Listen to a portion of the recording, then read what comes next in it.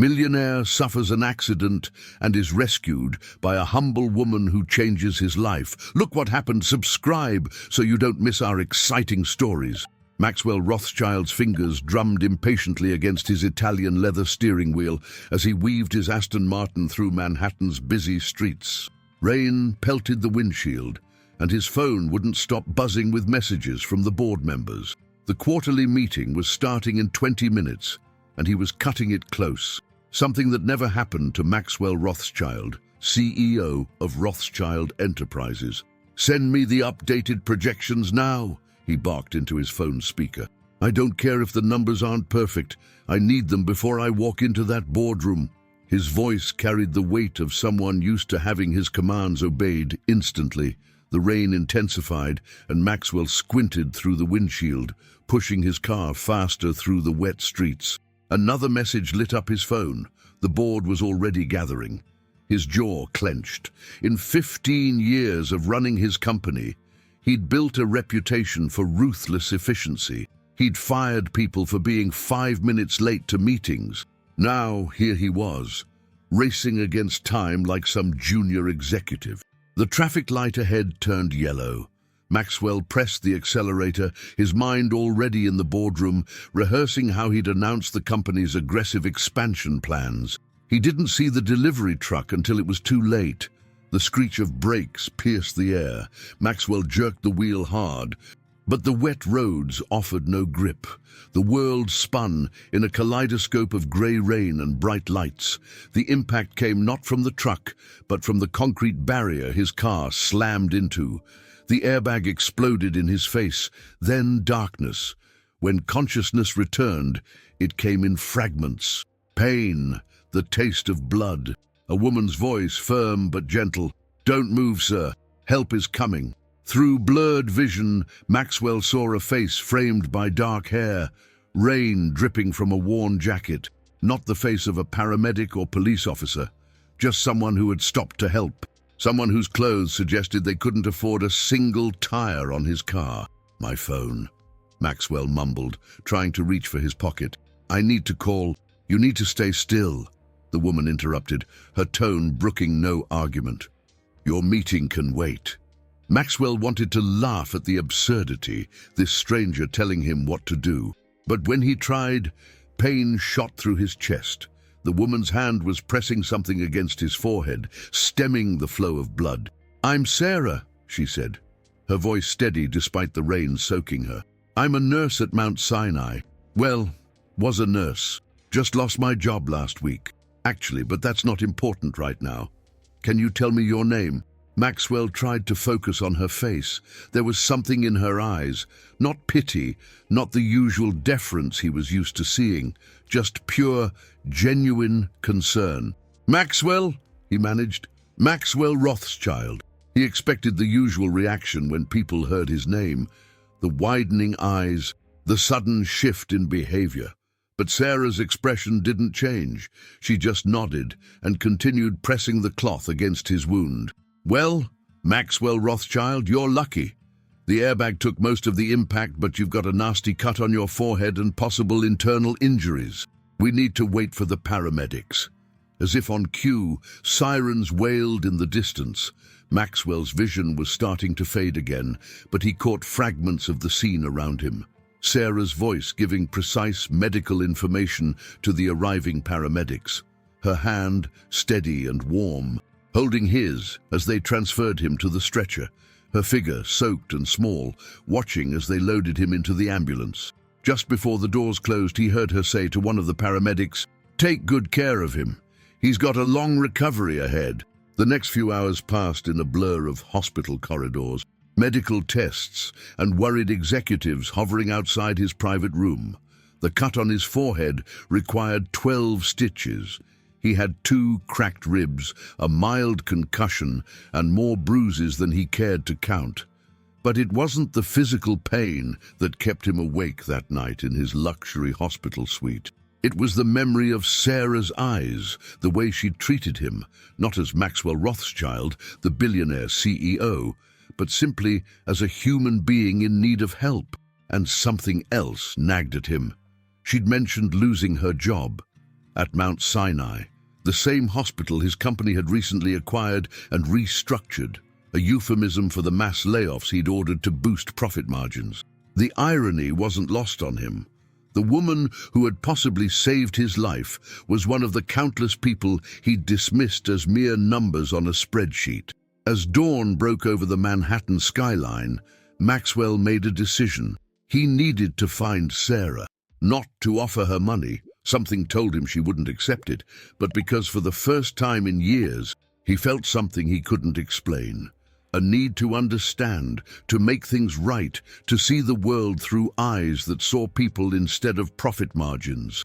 Little did he know, this decision would set in motion a chain of events that would challenge everything he believed about success, power, and the true cost of the empire he'd built. 2 weeks after the accident, Maxwell sat in his penthouse office, staring at the manila folder on his desk. His private investigators had compiled a detailed report on Sarah Chen, 34 years old, former head nurse of Mount Sinai's intensive care unit, consistently outstanding performance reviews, and as of 3 weeks ago, unemployed, directly due to his cost-cutting measures. The folder contained more. She lived in a modest apartment in Queens, was paying off substantial student loans, and spent her free time volunteering at a community clinic. No criminal record, no scandals. Just a dedicated healthcare professional who'd lost her career because of his decision to increase profit margins by 12%. Maxwell's ribs still ached when he moved, a constant reminder of that rainy morning. He picked up his phone. "Cancel my meetings for the afternoon," he told his assistant, "and get me the contact information for the Mount Sinai HR director." An hour later, he was sitting across from Linda Martinez, the hospital's HR director, who seemed both nervous and confused by his presence. "Mr. Rothschild, we followed all the protocols for the restructuring. The layoffs were executed exactly as planned." "Tell me about Sarah Chen," Maxwell said, cutting through the bureaucratic speak. "Why was she specifically let go?" Linda shuffled through her files, though Maxwell suspected she was just buying time. Ms. Chen was vocal in her opposition to the new policies. She organized meetings with staff, presented alternative cost-cutting measures that wouldn't involve layoffs, and... Linda hesitated. "And what?" "She wrote you a letter, sir. Several, actually, requesting a meeting to discuss the impact of the cuts on patient care." Maxwell felt his jaw tighten. "I never saw any letters. They were handled according to standard procedure for executive correspondence, which meant they'd been screened out by his army of assistants and managers, deemed not important enough for his attention. I want copies of those letters, all of them, now." While Linda scrambled to comply, Maxwell walked the hospital corridors, the same halls where Sarah had worked, where she'd cared for patients before he'd decided her dedication wasn't worth the cost. Staff members scurried out of his way, their faces a mixture of fear and resentment. He wondered if they knew who he was, not just the CEO of their parent company, but the man Sarah had helped on the street.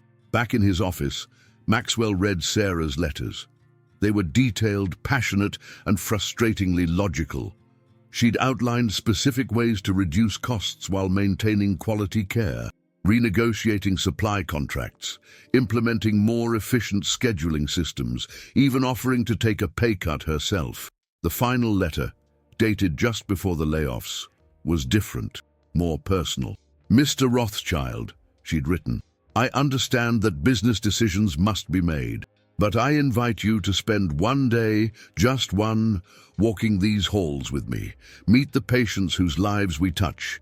See the difference that proper staffing makes. Numbers on a spreadsheet can't show you the elderly patient who needs an extra few minutes of attention, or the scared child who needs a nurse with enough time to hold their hand. We're not asking to maintain luxury, we're fighting to maintain humanity." He'd never seen this letter, never knew about her fight to save not just jobs, but the quality of care his decisions had impacted. The Sarah he'd met on the street, capable, compassionate, unwavering, suddenly made more sense. Maxwell found himself doing something he hadn't done in years, second-guessing a business decision. The restructuring had indeed boosted profits, and the shareholders were thrilled. But sitting in his office, face still scarred from an accident that could have been fatal if not for Sarah's intervention, the victory felt hollow. He pulled up the hospital's financial reports on his computer, starting to review them with new eyes. As he dug deeper, something caught his attention. The projected cost savings from the layoffs weren't materializing as planned. Patient satisfaction scores were dropping. Wait times were increasing. The spreadsheets he'd used to justify the cuts hadn't accounted for the hidden costs of losing experienced staff like Sarah. His phone buzzed. Another board member demanding updates on the next phase of restructuring. Maxwell ignored it, too engrossed in his discovery. The numbers had looked perfect in theory, but in practice they were revealing a different story. He needed to find Sarah, not just to offer her job back, though he would, but because he needed to understand what else he'd missed. What other perfect decisions had he made from his penthouse office that looked very different at ground level? But finding Sarah proved more challenging than he expected. His call to her apartment went unanswered. The community clinic where she volunteered said she'd stopped coming 2 weeks ago. Her emergency contact number had been disconnected. It was as if Sarah had vanished, leaving Maxwell to grapple with the consequences of his actions and the uncomfortable reality that money couldn't easily fix every problem he'd created. Then came the news that would shake his carefully constructed world even further. A whistleblower had emerged from within Mount Sinai, armed with documents showing that the hospital's declining care standards had already led to several near-fatal incidents. The whistleblower was scheduled to testify at a state healthcare commission hearing in 1 week. The name of the whistleblower, Sarah Chen. Maxwell sat back in his leather chair, a strange mix of admiration and anxiety coursing through him. Sarah wasn't just fighting for her job. She was fighting for every patient, every healthcare worker affected by his decisions, and she was doing it not through desperate pleas or threats, but through methodically documented evidence of the real-world impact of his cost-cutting measures. The board was already calling, demanding he shut down the testimony, use the company's legal team to discredit Sarah, protect the shareholders' interests at all costs. It was what he would have done without hesitation just weeks ago. But as he touched the healing scar on his forehead, Maxwell made a decision that would either save his company's soul or destroy everything he'd built. He picked up his phone and dialed his lawyer, not the company's legal team, but his personal attorney. "David," he said, "I need you to arrange a meeting. Not to stop the testimony, but to add one. I want to appear at that hearing." The lawyer's shocked silence spoke volumes. "Maxwell, you can't be serious. The liability alone." "Schedule it," Maxwell interrupted. "It's time I faced the real cost of my decisions." As he hung up, Maxwell realized he was trembling slightly. For the first time in his career, he was about to deliberately hurt his own company's stock price. But he also felt something else, a weight lifting from his shoulders, as if by choosing to face the truth, he was finally breaking free from golden handcuffs he hadn't even known he was wearing. The morning of the Healthcare Commission hearing dawned cold and bright. Maxwell adjusted his tie in the mirror, noticing how different he looked from the man who'd crashed his car just weeks ago. The physical scars were healing, but there was something else in his eyes now, an uncertainty he'd never allowed himself to show before. His phone hadn't stopped ringing since the news broke that he would testify. Board members, shareholders, even his own family, all demanding he reconsider. The company's stock had already dropped 12% on just the rumor that he might support the whistleblower's claims. "The car's ready, Mr. Rothschild," his assistant said from the doorway, her voice carefully neutral. She'd been with him for 8 years and had never seen him act like this. None of them had. The hearing was being held at the state office building, its imposing architecture a fitting backdrop for what was about to unfold. As Maxwell's car approached, he saw the crowd gathered outside. Nurses, doctors, hospital staff, patients, and their families. Many held signs protesting the hospital cuts. Some bore slogans specifically attacking him. "Rothschild, profit over patients, and how many lives is your bonus worth?" Inside, the hearing room was packed. Maxwell sat alone at the witness table, having insisted his lawyers remain in the audience. He wanted no buffer between himself and what he was about to face. Sarah entered through a side door, and the room fell silent. She looked smaller than he remembered, but her presence filled the space. She carried a thick binder of documents and was accompanied by her own legal team, a small public interest law firm that had taken her case pro bono. Their eyes met briefly across the room. There was no hostility in her gaze, just that same steady determination he'd seen the day of the accident. She gave him a small, almost imperceptible nod, as if acknowledging that what was about to happen was larger than both of them.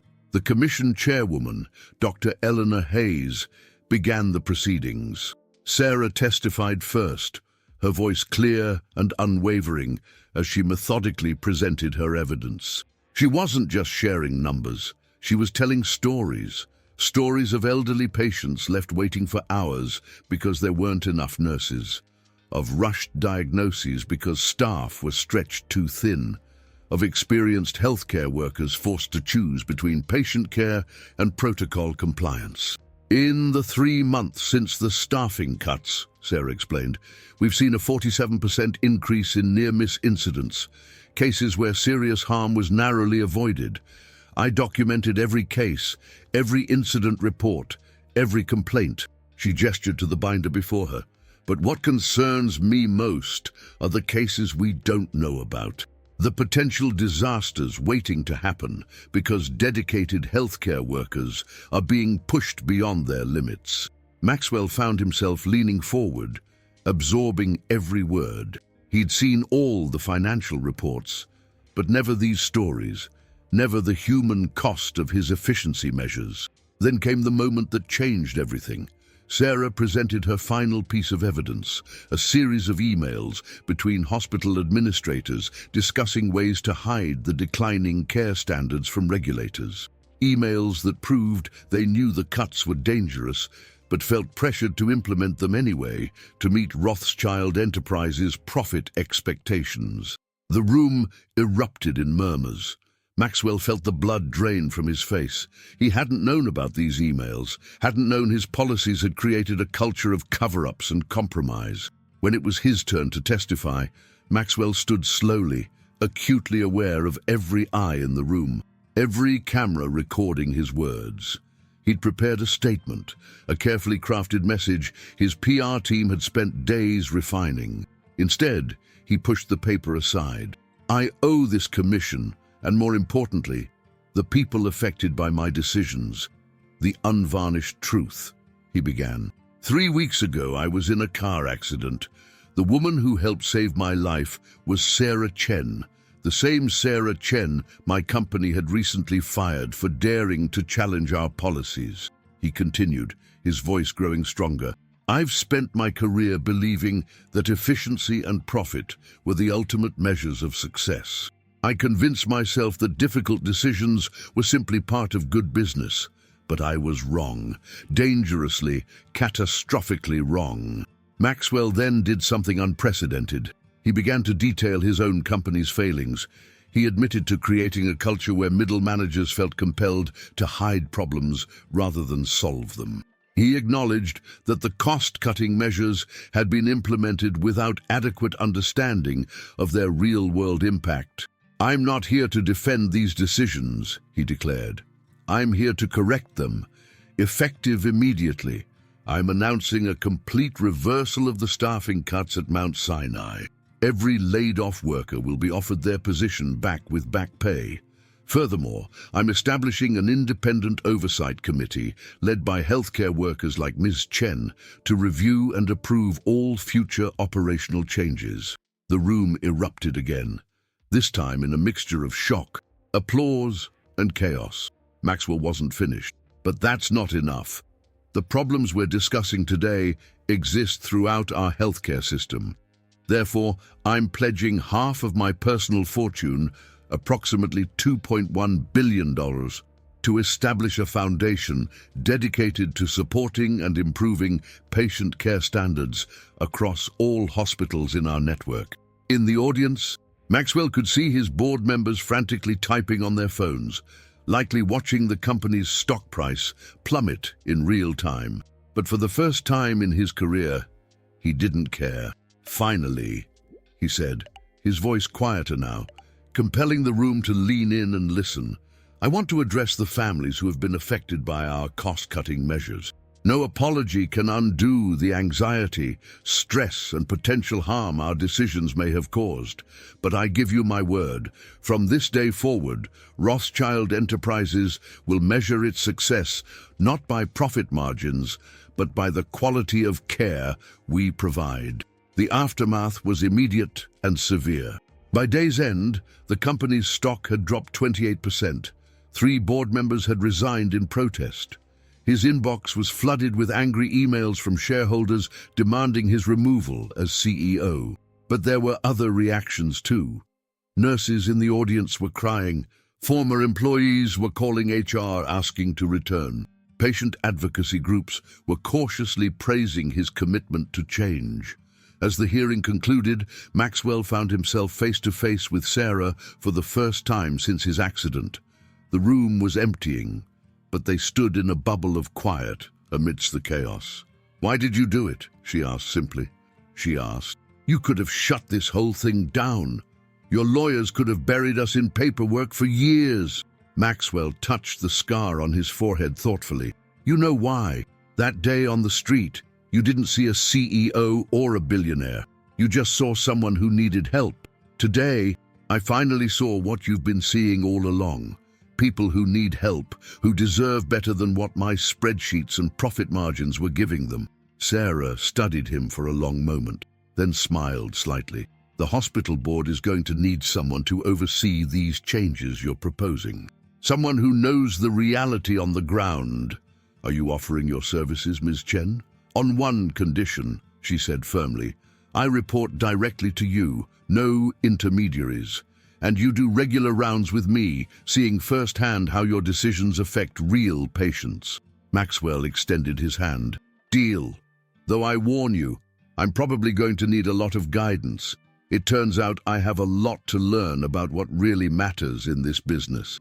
As they shook hands, Maxwell felt the weight of the day's decisions settling on his shoulders. He knew the coming months would be some of the most challenging of his career. The business world would call him crazy, naive, a traitor to shareholder interests. But looking at Sarah's determined face, remembering the stories they'd heard today, he knew he was finally doing something truly worth fighting for. What he didn't know was that the real battle was just beginning. The board wasn't going to accept this radical change without a fight, and some of his most trusted executives had already begun plotting to remove him from power. The price of doing the right thing would be higher than he'd imagined, and his transformation from ruthless CEO to healthcare reformer would face its greatest test in the days to come. The morning after the hearing, Maxwell arrived at his office to find Richard Sterling, his CFO of 15 years, waiting with a grim expression. Behind him stood James Harrison and Victoria Wells, 2 of the most influential board members. Their presence at this early hour told Maxwell everything he needed to know about the storm he was facing.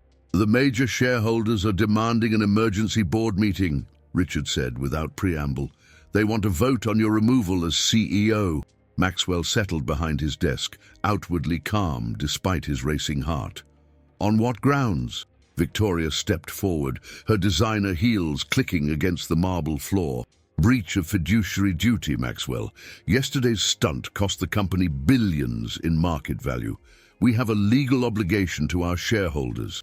"Our legal obligations extend beyond shareholders," Maxwell countered.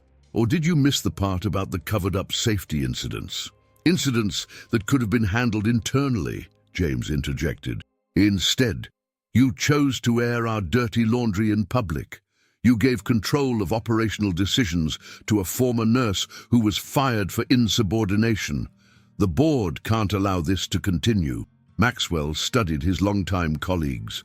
These were people he'd worked with for years, celebrated victories with, built an empire alongside. Now they looked at him like he was a stranger, or worse, a threat. The board meeting is scheduled for tomorrow morning, Richard said. I suggest you use this time to consider your position carefully. A graceful resignation might be the best. No, Maxwell cut him off. Schedule it for this afternoon. If we're going to do this, let's do it now. After they left, Maxwell made 2 calls. The first was to David Chen, his personal lawyer. The second was to Sarah. They're moving faster than we expected, he told her. How quickly can you get those additional documents to me? Give me an hour, Sarah replied. But Maxwell, are you sure about this? Once we release this information, there's no going back. A lot of people's careers will be destroyed. Maxwell thought about the emails they'd discovered during their late-night investigation. Evidence of systematic safety violations going back years. All in the name of cost reduction. Evidence that implicated many of the same board members now trying to oust him. These people chose profits over patients' lives, he said firmly. They need to face the consequences. The board meeting that afternoon was held in the company's main conference room, 40 stories above Manhattan. 21 board members were present, their faces ranging from angry to anxious. Maxwell sat at the head of the table, Sarah Chen beside him, her presence causing visible discomfort among the board members. Richard Sterling opened the proceedings. We're here to vote on a motion to remove Maxwell Rothschild as CEO of Rothschild Enterprises, due to actions deemed detrimental to shareholder interests. Before we proceed to the vote, Mr. Rothschild, would you like to make a statement? Maxwell stood slowly, placing a thick folder on the table before him. Actually, I would, but first I'd like to distribute some reading material. He nodded to Sarah, who began passing out documents to each board member. The room was silent, except for the rustling of papers and the occasional sharp intake of breath as board members began to read. What you're looking at, Maxwell continued, is evidence of systematic safety violations across our healthcare facilities. Violations that were known, documented, and deliberately hidden. Each of you will find your own names mentioned in these documents. Your emails, your signatures on approvals, your direct orders to suppress information. Victoria Wells' face had gone pale. This is blackmail. No, Maxwell corrected her. This is accountability. The same accountability I faced yesterday at the hearing. The same accountability our patients and staff deserve. He began to pace the room, his voice growing stronger. For years, we've operated under the assumption that our only responsibility was to maximize profits. We convinced ourselves that cutting corners was just good business. We told ourselves that a few compromises here and there didn't matter in the grand scheme of things. He paused, looking each board member in the eye. But those compromises did matter. They mattered to the elderly patient who didn't get proper care because we cut staff.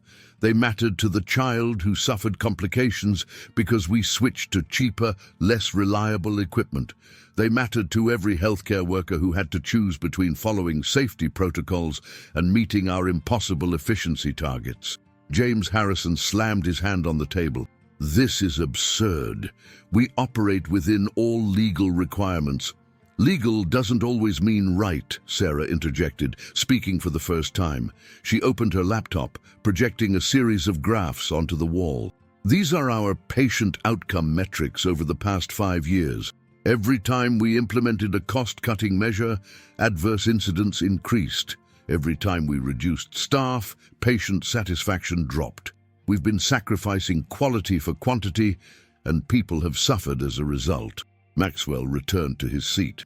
I'm not asking for your approval of my actions. I'm telling you how things will be from now on. You can either join me in rebuilding this company's integrity, or you can resign. Those are your options. And if we vote to remove you? Victoria challenged. Maxwell smiled grimly. Then these documents go to every regulatory agency, news outlet, and law enforcement office in the country. Your choice. The room erupted in chaos. Board members argued, threatened, pleaded. Some stormed out, others sat in stunned silence. Through it all, Maxwell remained calm, Sarah's steady presence beside him, a reminder of why he was fighting this battle. After 2 hours of heated debate, the vote was held. Maxwell retained his position by a narrow margin, not because of his threats, but because enough board members realized that change was inevitable. The old way of doing business was over. As the board members filed out, Richard Sterling lingered behind. The CFO looked aged, defeated. "What happens now?"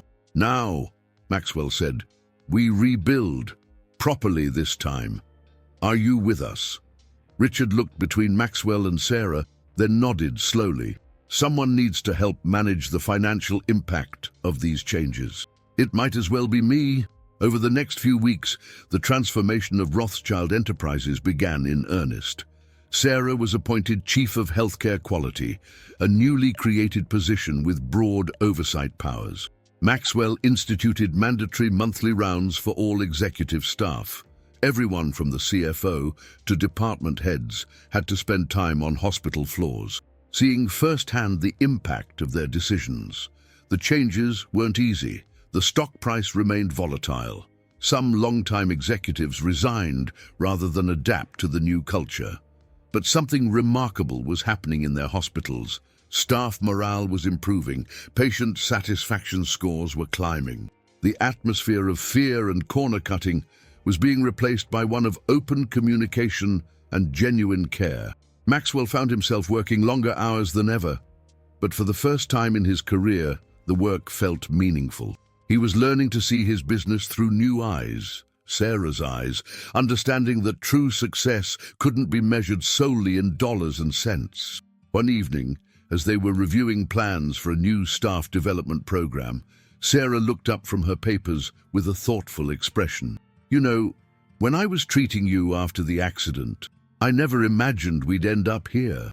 Maxwell chuckled. "You mean you didn't plan all this? Saving my life, exposing corporate wrongdoing, revolutionizing healthcare management. Well, maybe not all at once," she smiled. Then her expression grew serious. "But I did hope that someone would finally listen, that someone would understand that healthcare isn't just another business. It's about human lives, human dignity." Maxwell nodded, touching the now faded scar on his forehead. "Sometimes it takes a wake-up call to see what's been in front of us all along. I spent years building this company, thinking I was creating something great, but it took nearly losing everything to understand what greatness really means."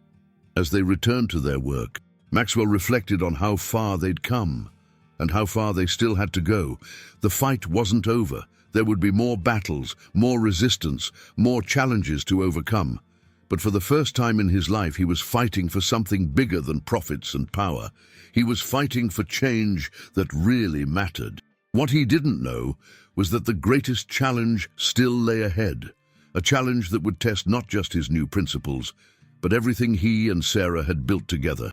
The old guard wasn't finished yet, and their next move would shake Rothschild Enterprises to its very foundation. 6 months after the boardroom showdown, Maxwell stood in the newly renovated intensive care unit of Mount Sinai, watching the bustling activity around him. The changes were visible everywhere, from the increased staff levels to the state-of-the-art equipment. But more striking was the change in atmosphere. Gone was the frantic, overwhelmed energy he'd first witnessed. Instead, there was a sense of purposeful calm, of professionals having the time and resources to do their jobs properly. His moment of reflection was interrupted by an urgent text from Richard Sterling. "Emergency meeting needed." Victoria Wells made her move. Maxwell had been expecting this. Victoria, along with several other former board members, had spent months quietly accumulating shares and building alliances with institutional investors. Now, it seemed, they were ready to strike. In the executive conference room, Richard looked grave. "They've called for a shareholder vote to split the company. They want to separate the healthcare division from the rest of Rothschild Enterprises." Sarah, who had joined them, immediately understood the implications. "They're trying to isolate the changes we've made, contain them to just the healthcare division." "Exactly," Richard confirmed. "They're arguing that the other divisions shouldn't be dragged down by what they're calling our humanitarian experiment. They've already secured support from major institutional investors." Maxwell felt a familiar tension headache building. The past 6 months had shown promising results. Patient satisfaction was up, staff turnover was down, and although profits were lower, they were stabilizing at a sustainable level. But for those focused solely on maximizing returns, it wasn't enough. "When's the vote?" he asked. 3 weeks. Victoria's been thorough. She's got presentations ready showing how the split would unlock shareholder value. She's promising a return to the old profit margins in the non-healthcare divisions. Maxwell stood and walked to the window, looking out at the city below. "She's not wrong, you know. From a pure business perspective, it makes sense. The other divisions could be more profitable without our new policies." Sarah joined him at the window. "But it would undo everything we've accomplished. They'd immediately reverse all our changes in the healthcare division, claiming they need to optimize operations to stand alone." Maxwell turned to face her, seeing the same determination in her eyes that had first inspired him to change. "Then we don't let them win. Richard, what are our options?" The CFO spread out several financial reports. "It's going to be close. We need to convince shareholders that our way is sustainable long-term. We have 3 weeks to make our case." What followed was an intense campaign for the company's soul. Maxwell, Sarah, and their team worked around the clock, preparing their counter-proposal. They gathered data showing the long-term benefits of their changes: reduced liability risks, improved staff retention, better patient outcomes. They brought in healthcare experts to validate their approach.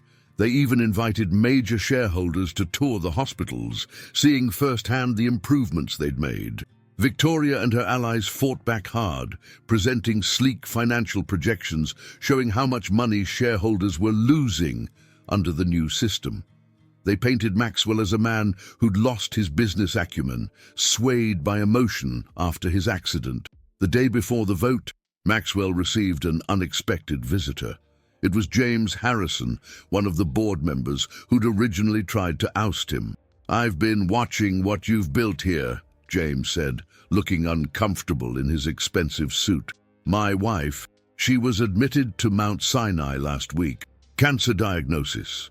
The care she received, the time the staff took with her, it was different from anything I've experienced in our hospitals before." Maxwell waited, sensing there was more. "Victoria approached me to support the split," James continued. "The old me would have jumped at it. But seeing what real care looks like, understanding what's at stake," he met Maxwell's eyes. "You have my proxy vote, and I've convinced several other shareholders to support you." The shareholder meeting was held in the company's largest conference room. Victoria Wells presented first, her argument polished and numbers-driven. She painted a picture of a company held back by idealistic policies, of shareholder value being sacrificed for social experiments. When it was Maxwell's turn, he did something unexpected. Instead of diving into financial projections, he played a video. It showed real patients, real staff members, real stories from their hospitals. It showed the elderly patient who'd received life-saving care because a nurse had time to notice subtle symptoms. It showed the young doctor who chose to stay because she finally felt she could practice medicine the way she'd dreamed. Then Maxwell spoke, his voice quiet but firm. 6 months ago, I nearly died in a car accident. I was saved by a nurse who had every reason to hate me. I'd fired her, dismissed her concerns, prioritized profits over her ability to care for patients. That experience taught me something crucial. Success isn't just about numbers on a spreadsheet. It's about the lives we touch, the changes we make, the legacy we leave. He turned to face the shareholders directly. You have a choice today. You can vote to split this company, to return to a model that prioritizes short-term profits over long-term value. Or you can be part of something transformative, a company that proves we can do well by doing good. The vote was painfully close. When the final tallies were announced, Maxwell's side had won by a margin of just 3%. Victoria Wells left the room without a word, but her expression made it clear this wasn't over. Later that evening, Maxwell and Sarah stood on the hospital roof, watching the sun set over the city. "You know, this is just the beginning," Sarah said. "There will be other challenges, other battles." Maxwell nodded. "I know, but for the first time in my career, I'm fighting for something I truly believe in. And I'm not fighting alone." Sarah smiled, touching his arm gently. "No, you're not. Though I have to admit, when I stopped to help a stranger in a crashed car, I didn't expect to end up reshaping corporate healthcare. Life has a way of surprising us," Maxwell replied. "Sometimes it takes losing our way to find a better path." As they looked out over the city, Maxwell felt a deep sense of peace. The company's stock price might be lower than before, but its value, its real value, had never been higher. He had learned that true wealth wasn't measured in dollars and cents, but in lives touched and changes made. The sun set on Rothschild Enterprises, not as a ruthless profit machine, but as a company discovering that doing good and doing well weren't mutually exclusive. Maxwell had lost his old life in that car crash, but he'd found something far more valuable: purpose, meaning, and a chance to make a real difference in the world. What would you do if you had Maxwell's power and wealth? Would you choose profits or people? Life has a way of teaching us the most important lessons when we least expect them. If Maxwell's story moved you, don't forget to share your thoughts in the comments below. What moment in the story impacted you the most? Tell us what you think about Maxwell's transformation. Was Sarah right to help someone who had fired her? Do you know someone who changed their life completely after a dramatic event? Share your experience. Subscribe to our channel for more powerful stories of transformation, redemption, and human connection. Hit the notification bell to never miss an update. Check out our previous video about a millionaire who married a plus-size woman who changed his life completely. The link appears in the corner of your screen now. Remember, sometimes the biggest changes in our lives come from the most unexpected moments. See you in our next video.